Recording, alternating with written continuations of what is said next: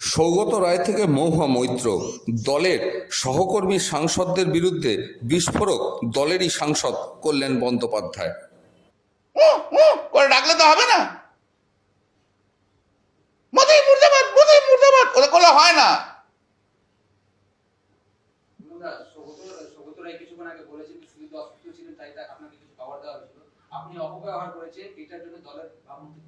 কোন অপব্যবহার করেছে? কোন পার্টটা অপব্যবহার করেছে? হ্যাঁ, কোন পাওয়ারটা অপব্যবহার করেছে সেটা সৌগত রায়কে তো বলতে হবে। কোন পাওয়ারটা অপব্যবহার করেছে সেটা তো সৌগত রায়কে বলতে হবে। সৌগত রায়কে তো শোনো, আমাদের দলের দিদির ছাড়া দিদি যা বলে তাই হয়। দিদি যা বলেছে সেই অনুযায়ী আমি বলেছি। দলের ভাবমূর্তি অনেক কারণে নষ্ট হয়, সৌগত রায়ের জন্য তো নষ্ট হয়েছে। সৌগত রায়ের জন্য নষ্ট হয়নি? নারদার টাকা খাওয়ার জন্য সৌগত রায়ের জন্য নষ্ট হয়নি? এই তো কালকে একটা ভিডিও এসছে, তাতে বসে বসে সিগারেট খাচ্ছে একটা মিটিং এ, তার জন্য দলের ভাবমূর্তি নষ্ট হয়নি? সৌগত রায়ের জন্য অনেক ভাবমূর্তি নষ্ট হয়েছে। সেদিন তো সৌগত রায় পালিয়ে যেত গো। 2016, 17, 18 কথা ভাবো না, যখন চোর চোর চোর চোর করতো, নারদার একটা যাদের নামে হয়েছে তার একটা এমপি বসে থাকতো, সেই তো আমাকে বসে বসে শুনতে হয়েছে। ভাবমূর্তি নষ্ট তো সৌগত রায়রাই করেছে নারদার থেকে।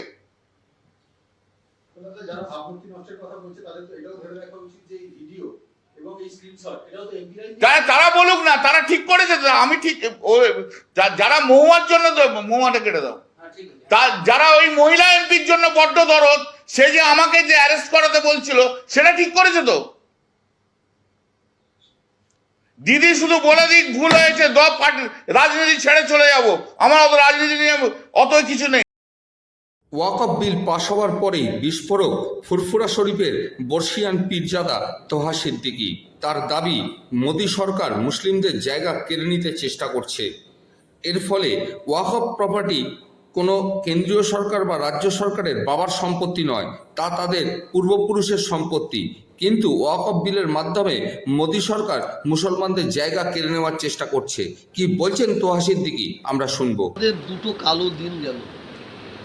একটা হচ্ছে যেদিন বাবরি মসজিদ ভেঙে দেওয়া হলো, এবং বাবরি মসজিদ ভাঙার পরে যেখানে রাম মন্দির করা হলো, এটা আমাদের কালো দিন গেছে। আর এই দিনটা আমাদের কালো দিন গেল যেদিন ওয়াকফ বিল সংশোধনে যে পাস করলো, আমাদের খুব দুঃখের দিন গেছে। আমি খোলাখুলির কথা বলি, ওয়াকফ সম্পত্তিটা কোনো কারো বাবার সম্পত্তি নেই, কেন্দ্রীয় সরকারের বাবার সম্পত্তি নেই, রাজ্য সরকারের বাবার সম্পত্তি নেই। ওয়াকফ সম্পত্তি হচ্ছে মুসলমান কওমের, মুসলমান জাতির বাবার সম্পত্তি। আমাদের পূর্বপুরুষরা, আমাদের বাপ দাদু 14 পুরুষরা ওয়াকফ সম্পত্তি দান করে গেছে অসহায়, অনাথ, বেওয়া, পিছিয়ে পড়া মানুষদের টেনে তোলার জন্য। সব দিক দিয়ে, শিক্ষা দিক দিয়ে বলুন, যে কোনো দিক দিয়ে আপনি ধরতে পারেন, এই ওয়াকফ সম্পত্তিটা দান করেছে। তার একটাই কারণ, কোনো মুসলমান যারা পিছিয়ে আছে, ওয়াকফ সম্পত্তিতে তাদের ডেভেলপ করা, তাদের উন্নতি করা। সেই জন্য এই ওয়াকফ সম্পত্তি ওয়াকফ দান করে গেছে। একটা পাকিস্তান মিলিয়ে যতটা জায়গা, একটা পাকিস্তান মিলিয়ে যতটা জায়গা। আমি একজন কালকে একজন বড় জজ সাহেবের সঙ্গে আলোচনা করেছি, জাস্টিস, তার কাছ তো শুনেছি, একটা পাকিস্তান মিলিয়ে যতটা জায়গা আছে, ভারতবর্ষে ততটা জায়গা ওয়াকফ সম্পত্তি আছে। এই সরকার ওয়াকফ সম্পত্তিকে নিজের আয়ত্ত নিয়ে, এই সরকার সে ওয়াকফ সম্পত্তিগুলোকে ছিনিমিনি খেলবে, সেই প্রসেস নিয়েছে। আমি এবং সারা ভারতবর্ষের মানুষ জানে, এই সরকার ক্ষমতায় আসার পরে এই সরকারের কাজ কি? এই সরকারের কাজ হচ্ছে ভারতবর্ষের উন্নয়ন, ভারতবর্ষের উন্নয়ন। এই ভারতবর্ষে কোটি কোটি ছেলেমেয়েরা উচ্চশিক্ষায় শিক্ষিত, কিন্তু তারা জব পাচ্ছে না, চাকরি পাচ্ছে না। কোটি কোটি ছেলেমেয়েরা তারা কাজ পাচ্ছে না, তাদের জন্য কলকারখানা করে কাজ যাতে কীভাবে ব্যবস্থা করা যায় এ না করে এই সরকার ক্ষমতায় আসার পরে মন্দির মসজিদ হিন্দু মুসলমান এইটি করে যাচ্ছে। বিশেষ করে একটার পর একটা মুসলমানদের প্রত্যেকটা জিনিসে হস্তক্ষেপ করছে। মাদ্রাসা, মসজিদ, ঈদগাহ, নামাজ পড়বো, আমরা একটু ভালো খাবো, প্রত্যেক জিনিসে হাতা মারছে সরকার। এই সরকারের লজ্জা হওয়া দরকার, বিজেপি সরকারের লজ্জা হওয়া দরকার। আমাদের ভারতবর্ষের মসজিদগুলো এরা ভাঙছে মিথ্যা ইলজাম দিয়ে। আর এই সরকার যখন দুবাই যাচ্ছে, সৌদি যাচ্ছে, এই সরকারকে তারা জায়গা দিয়ে মন্দির করার সুযোগ করে দিচ্ছে। কি মজার ঘটনা, কি মজার ঘটনা! এই জায়গায় এই ভারতবর্ষের মুসলমানদের প্রতি অত্যাচার, জুলুম, মুসলমানদের মসজিদগুলো ভেঙে চুরমার করে দিচ্ছে। হ্যাঁ, আর এই সরকার আবার অন্য দেশে গিয়ে জায়গা নিয়ে মন্দির করছে, তারা কত সুযোগ দিচ্ছে। আমরা ভারতবর্ষের মানুষ যখন এই ভারত থেকে পৃথিবীর বহু জায়গায় আমি গেছি, আমি বহু দেশে গেছি, আমি যখন গিয়ে বলি না আমি ইন্ডিয়া, একটা সময় যেতাম তো, ইন্দিরা গান্ধীর সময় যেতাম, আরও অন্য অন্য প্রধানমন্ত্রীর সময় যেতাম, তখন আমরা গর্ব করে বলতাম আমরা ইন্ডিয়ান, এবং তারা আমাদের দেখে খুব খুশি হতো। আজকে যখন আমরা এই দেশ থেকে যখন বিদেশে যাই, ইন্ডিয়ান বলতে মুখ ছিটকে যায়, এবং আমাদের প্রথম প্রশ্ন করে অন্য অন্য দেশে, আপনাদের প্রতি এত অত্যাচার কেন, এত জুলুম কেন, প্রশ্ন করে। আমরা যতই আমাদের প্রতি আঘাত দিক, কিন্তু আমরা দেশের বদনাম আমরা করতে পারি না। আমরা কষ্ট সহে থাকি, কিন্তু করতে পারি না। এই ওয়াকাফ যে বিল পাস হলো, ইনশাল্লাহ আমরা প্রতিবাদ করব। দেখেন, প্রতিবাদ করলে কি না পাওয়া যায়। কৃষি যারা কৃষির জন্য প্রতিবাদ করেছিল, তারা তাদেরকে ফিরে পেরেছে, আমরা ফিরে পাবো। কিন্তু আমাদের সারা ভারতবর্ষের প্রত্যেকটা মুসলিমদের আমাদের ইউনিটি নিয়ে আসতে হবে। আজকে এই কারণে আমাদের এরা একটার পর একটা পাস করে দিচ্ছে। আমি দেখলাম তো কিছু সাজানো, দিল্লিতে যখন ওয়াকাফ বিল পাস করে নিল, একদল মুসলিমকে তাদের হাতে প্ল্যাকেট দিয়ে ওই দিল্লি নিজামুদ্দিন আউলিয়া হুজুরের মাজারের সামনে তারা এই ওয়াকাফ বিলের পক্ষে তারা হই হই হই হই করছে, মিষ্টি বিলাবলি করছে। আদৌ কিন্তু ওরা কিন্তু মুসলমান নয়, ওদের ঘরে আগে থাকতে প্ল্যান মাফিক সাজিয়ে নিয়ে এই ধরনের জিনিস করছে। কত বুঝতেছেন না? অতএব আমাদের বাবার সম্পত্তি, দুদিন পরে তো আমার এই ঘরটা নিয়ে নেবে, আমাদের মসজিদগুলো নিয়ে নেবে, আমাদের মাদ্রাসাগুলো নিয়ে নেবে। মুখ্যমন্ত্রীর আশ্বাসী সার। গতকাল যোগ্য শিক্ষক শিক্ষিকাদের সাথে নেতাজি ইন্ডোর স্টেডিয়ামে মুখ্যমন্ত্রী পাশে থাকার আশ্বাস দিয়ে তাদের স্বেচ্ছাশ্রম দিতে বললেও এদিন প্রায় সমস্ত স্কুলেই গড়হাজির শিক্ষক শিক্ষিকারা। বাঁশবেড়িয়া গ্যাঞ্জেস হাই স্কুলে 15 জনের মধ্যে মাত্র 2 জন শিক্ষক শিক্ষিকা এদিন স্কুলে যান। অন্যদিকে চুঁচুড়ার বিনোদিনী গার্লস হাই স্কুলে যোগ দেননি কেউই। কি বলছেন এ বিষয়ে বাঁশবেড়িয়া গ্যাঞ্জেস হাই স্কুলে যোগ দিতে আসা শিক্ষক এবং সেই স্কুলের প্রধান শিক্ষক আমরা শুনে নেব। স্কুলে অনেকদিন কাজ করেছি, স্কুল থেকে তো অ্যাটাচমেন্ট আছে, 10 বছর আমরা চাকরি করেছি এখানে, সেই জন্য বাড়ি থেকে বসেই মনটা খারাপ হচ্ছে, কিন্তু প্রিপারেশন করতে হবে, দেখি আগে কি হচ্ছে। খুবই আমরা দুশ্চিন্তায় আছি, খুব দুশ্চিন্তায়। এখন পর্যন্ত কি হবে না বোঝা যাচ্ছে না। এখন পর্যন্ত কোনো গভর্নমেন্টের গাইডলাইন আসেনি, আসলেই চালু করে দেবো বা অ্যাপ্লিকেশন জমা করবো। আমাদের একটা গ্রুপ আছে, গ্রুপে অ্যাডমিন এখন কিছু এরকম চেষ্টা করে যাচ্ছি, আমরা রিটেন ওয়ার্কটাও আরম্ভ করে দিয়েছি, আর আমরা পুরোনো চাকরি দিয়ে ফিরে যাবো। স্কুলে আপনি যে স্কুলে এখন বর্তমানে রয়েছেন, এই স্কুলে কতজন চাকরি আছে? মোটামুটি যেটা তো হেড স্যার বলছেন 15 জন মতন আছে। আজকে কতজন এসেছেন? আজকে তো আমরা দুজন এসেছি। আর বাকি কেউ আছে? না, কেউ আসেনি। এখন কি বলছি আসবেন নাকি? ঠিক বলে যাচ্ছে না, দেখি আগে কি হবে, ঠিক বলে যাচ্ছে না। আমি কি ধরুন তারপরে যদি পুরোনো স্কুলে যেতে হয় বা প্রক্রিয়া আরম্ভ করে, তাহলে ওই পুরোনো স্কুলের জন্যই চিন্তা ভাবনা চলছে। এখানে এসব কি ক্লাস করতে কি মন লাগছে এখন? তা যখন এসেছি যা বিদ্যালয়ে কাজ তো করতেই হবে, কিরকম যা বিদ্যালয়ে এসে তো কাজ করতেই হবে, কিন্তু মন লাগছে না, মন খুবই খারাপ। ধরে আসবেন কিনা আগ্রহ না, করেন? স্থির করি। আমাদের স্কুলে তো 15 জন সেই ক্যাটাগরিতে পড়েন, তার মধ্যে আজকে মাত্র 2 জন এসছেন, মাত্র 2 জন, 13 জন আছেন। না, কেউ কোনোভাবেই কমিউনিকেট করেনি। আপনি চেষ্টা করবেন যোগাযোগ করার? আমি ডাইরেক্টলি চেষ্টা করিনি, কেন তাদেরও তো যেদিন তারা যাচ্ছিল মেন্টালি ভেঙে গেছিল, they need time to recover. এখন যোগাযোগ করলে কি হবে, মানে তারাও বুঝতে পারছেন না আবার টু ডু। আমি যদি ধরুন কাউকে কিছু ইনসিস্ট করছি, কারণ সুপ্রিমো যখন বলে দিয়েছেন, রাজ্যে যখন চিফ মিনিস্টার একটা কথা বলে দিয়েছেন, তাহলে ওনার কথার গুরুত্ব তো অনেক বেশি না।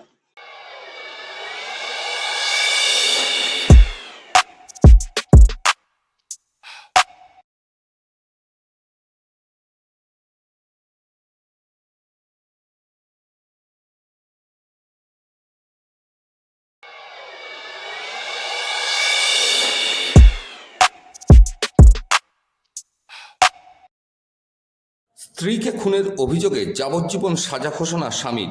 ঘটনা প্রসঙ্গে জানা গেছে 2019 সালের 7ই জানুয়ারি বছর 55 চন্দনা দাসের গায়ে আগুন লাগিয়ে তাকে পুড়িয়ে মারার চেষ্টা করেন বছর 65 বিশ্বজিৎ দাস, তার স্বামী।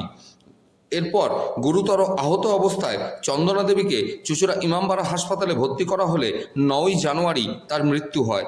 এরপরে তাদের বড় মেয়ে সরস্বতী দাসের অভিযোগের ভিত্তিতে মামলা শুরু হয়। এদিন চুঁচুড়া দ্বিতীয় ফাস্ট ট্র্যাক আদালতের বিচারক বিশ্বজিৎ দাসকে 302 ধারায় এবং 498 এ ধারায় যাবজ্জীবন সাজা ঘোষণা করেন। এ বিষয়ে সরকারি আইনজীবী শঙ্কর গাঙ্গুলি কি বলছেন আমরা শুনবো। জীবন কারাদণ্ডের সাজা আপনারা জানতে পারলেন যে হয়েছে। এই আমাদের চুঁচুড়া আদালতের দ্বিতীয় ফাস্ট ট্র্যাক কোর্ট শুভ্রভূমি ভট্টাচার্য এই বিচারক, তিনি এই মামলাটার রায় দিয়েছেন। এই মামলাটার চার্জ করেছিলাম আমি। পরবর্তীকালে আমি মামলাটা পরিচালনা করার দায়িত্ব দিয়েছিলাম প্রশান্ত কুমার আগরওয়ালাকে। আজকে দীর্ঘদিন পরে এই মামলার বিচার প্রক্রিয়া শেষ হলো। 7/1/2019 তারিখে তাদের মানে এই যে আসামি, সেই আসামির নাম হচ্ছে বিশ্বজিৎ দাস। বিশ্বজিৎ দাস। তিনি তার স্ত্রীকে দীর্ঘ 30 বছর বিবাহিত জীবন কাটার পরে তার স্ত্রীকে গায়ে আগুন লাগিয়ে তাকে হত্যা করে। এবং সত্যি কথা বলতে কি, এই যে বিশ্বজিৎ, তিনি একজন মদ্যপ ব্যক্তি ছিলেন। তিনি মদ খেয়ে, বিয়ের 10 বছর মোটামুটি ভালো ছিল, তারপরে প্রচণ্ড নির্মম অত্যাচার শুরু করেন। তাদের বৈবাহিত জীবনে 2টি সন্তান হয়, 2টি মেয়ে বিবাহিত। তা এই মামলাটার অভিযোগকারিণী হচ্ছে তাদেরই একটি মেয়ে, যার নাম হচ্ছে সরস্বতী দাস। তিনি মামলাটার এই অভিযোগটা দাখিল করেছিলেন 11/1/2019। তিনি বিবাহিত মহিলা, পরে জানতে পেরে তিনি এই অভিযোগটা দাখিল করেছিলেন। এখানটায় ডাক্তারের কাছে জবানবন্দি দিয়েছিলেন, মৃত্যুকালীন জবানবন্দিও দিয়েছিলেন এই ভদ্রমহিলা। এবং তিনি বলেছিলেন তার স্বামী তাকে এইভাবে আগুনে পুড়িয়ে মেরে দিয়েছে। এবং এই মামলায় মোট আমাদের তরফ থেকে আমরা আজকের এই রায় যথেষ্টই, এটা খুব একটা ভালো রায় হয়েছে এবং সমাজের কাছে এরকম অত্যাচারে কীরকম সাজা হতে পারে সেটা আর একটা ভালো একটা জিনিস সমাজের কাছে পৌঁছে দেওয়া গেল। এটা কি 302 সাজাটা হয়েছে এরকম। 498-এ বধূ নির্যাতন মামলায় আদালত তাকে 6 মাসের সশ্রম কারাদণ্ড এবং 1000 টাকা ফাইন, অনাদায়ে আরও 6 মাসের কারাদণ্ড দিয়েছেন এবং 302 ইন্ডিয়ান পেনাল কোড ধারাতে যাবজ্জীবন কারাদণ্ডে দণ্ডিত করেছেন। সেই সঙ্গে 20,000 টাকা ফাইন দিয়েছেন, অনাদায়ে আরও 1 বছরের জেল। প্রবীর ঘোষালের রিপোর্ট, সংবাদ 24। নিত্য প্রয়োজনীয় জীবনদায়ী ওষুধের মূল্যবৃদ্ধি, ওয়াকফ বিল, অক্সফোর্ড বিশ্ববিদ্যালয়ে রাজ্যের মুখ্যমন্ত্রী মমতা বন্দ্যোপাধ্যায়কে অপমান প্রভৃতি বিভিন্ন বিষয়ে এদিন পান্ডুয়া মেলাতলা থেকে জিটি রোড হয়ে তেলিপাড়া কানলা মোড় হয়ে কলবাজার পর্যন্ত পান্ডুয়া ব্লক তৃণমূল কংগ্রেসের উদ্যোগে হুগলি জেলার তৃণমূল কংগ্রেসের সাধারণ সম্পাদক সঞ্জয় ঘোষের নেতৃত্বে এক প্রতিবাদ মিছিল করা হয়। এদিন মিছিলের শেষে রাজ্যের বিরোধী দলনেতা শুভেন্দু অধিকারী, নরেন্দ্র মোদী এবং অমিত শাহের কুশপুতলও পরানো হয়। পরে এ বিষয়ে হুগলি জেলা তৃণমূল কংগ্রেসের সাধারণ সম্পাদক সঞ্জয় ঘোষ সাংবাদিকদের প্রশ্নের উত্তরে কি বলছেন আমরা শুনে নেব। মিছিলটা হচ্ছে কেন্দ্রীয় সরকারের হান্তু নীতি, জীবনদায়ী ওষুধ যেটা 990টা জীবনদায়ী ওষুধের যে দাম বাড়িয়ে দিয়েছে 39%, সেই জীবনদায়ী ওষুধের দাম কমানোর জন্য ওয়াকফ সম্পত্তি, যেটা পৃথিবীর ভারতবর্ষের ইতিহাসে দেশ স্বাধীন হওয়ার আগেও পরেও কেউ দখল করতে পারেনি, সেটা কেন্দ্রীয় সরকার বিল পাস করিয়ে দিয়েছে এই ওয়াকফের সম্পত্তিটাকে বিক্রি করার জন্য। আমরা তার বিল প্রত্যাহারের দাবিতে আজ যে রাতের অন্ধকারে যে 26,000 হঠাৎ রাজ্য সরকারকে না জানিয়ে চাকরি বাতিল করে দিয়েছে, চাকরির যে 26,000 চাকরি ফেরতের দাবিতে কেন্দ্রীয় সরকারের কাছে আমাদের যে রাজ্য সরকারের আন্দোলন আবেদন যে আমরা 26,000 মানুষকে আবার যাতে বহাল থাকে চাকরিজীবী, সেই সঙ্গে আমাদের আজকে মিছিল প্রায় 40,000 উপরে মানুষ আজকে মিছিলে সামিল হয়েছে। 2022-23 সালে স্বাস্থ্যসাথী কার্ডের জন্য আবেদন করেছিলেন। এরকম হুগলি চুঁচুড়া পৌরসভার 30টি ওয়ার্ডের 816 জনের ছবি এদিন তোলা হলো হুগলি চুঁচুড়া পৌরসভার কমিউনিটি হলে। পাশাপাশি তাদের হাতে এদিন স্বাস্থ্যসাথী কার্ডও তুলে দেওয়া হয়। স্বাস্থ্যসাথী কার্ড উপভোক্তাদের হাতে তুলে দেন হুগলি চুঁচুড়া পৌরসভার স্বাস্থ্য দপ্তরের সিআইসি জয়দেব অধিকারী। পরে এ বিষয়ে জয়দেববাবু কি বলছেন আমরা শুনে নেব।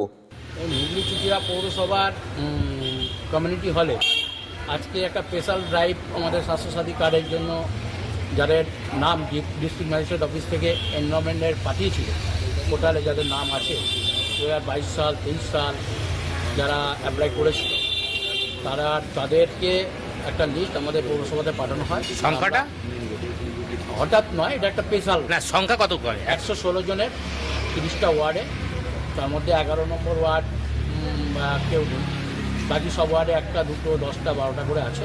116টা নাম আমাদের সরকার পাঠিয়েছে, সেটা আমরা আজকে এখানে স্পেশাল একটা ক্যাম্প করে তাদেরকে ছবি এবং তাদের আঙুলের ছাপ নিয়ে যে পদ্ধতিতে স্বাস্থ্যসাথী কার্ড করা হয়, সেই যাদের লিস্টে নাম পাঠিয়েছিল তাদেরই একমাত্র আমরা এখানে বিভিন্ন কাউন্সিলরদের আমরা নোটিশ করেছিলাম। কাউন্সিলররা তাদের বাড়ি বাড়ি গিয়ে খবর দিয়েছিল, তারা এখানে এসে উপস্থিত হয়েছে, তাদেরকে আজকে এখানে কার্ড প্রদান করা হয়। রান্নার গ্যাসের দাম বাড়া নিয়ে চুঁচুড়ার বিধায়ক অসিত মজুমদারের দাবি, রামনবমী গেছে, তার খরচ তুলতে হবে, তাই রান্নার গ্যাসের দাম বাড়ানো হয়েছে। সাধারণ মানুষের রান্নাঘরে আগুন জ্বেলেছে বিজেপি, তাই তাদেরও আগুন জ্বলবে। অন্যদিকে চুঁচুড়ার বিধায়ক অসিত মজুমদারকে কটাক্ষ হুগলি বিজেপির সাংগঠনিক জেলার সাধারণ সম্পাদক সুরেশ সাউয়ে। তার দাবি, বিধায়ক মূর্খের মতো কথা বলছেন। গ্যাসের দাম, পেট্রোলের দাম কেন্দ্রীয় সরকার নিয়ন্ত্রণ করে এবং সেটা নিয়ন্ত্রিত হয় আন্তর্জাতিক বাজারের উপর নির্ভর করে। রামনবমী গেল না, রামনবমীতে তো অনেক খরচা করতে হয়েছে, লাঠি, সোটা, বাঁশ, রড, তরোয়াল, এর দাম উঠবে কোত্থেকে?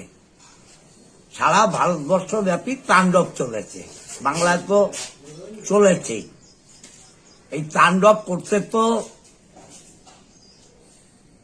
হিন্দু পরিষদের নামে বিজেপি স্পন্সার,